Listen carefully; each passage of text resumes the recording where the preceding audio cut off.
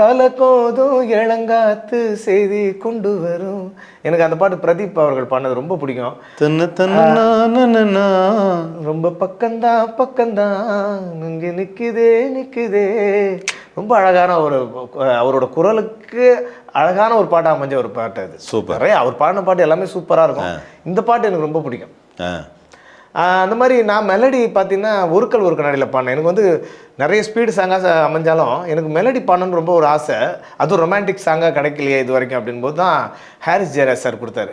அழகே அழகின் அழகே நீ அடி, உன் அருகே அழகாய் தொலைந்தேன் நான் அடி.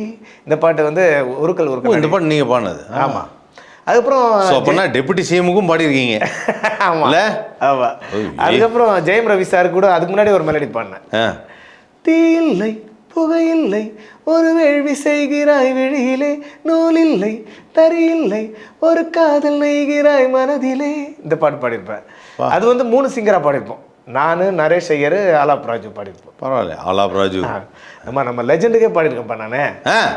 அச்சச்சோ ஒளி மின்னிச்சோ அப்படின்னு ஒரு பாட்டு சரவணன் ஸ்டோர் ஓனர் சாருக்கு பாடியிருப்பேன் நான்.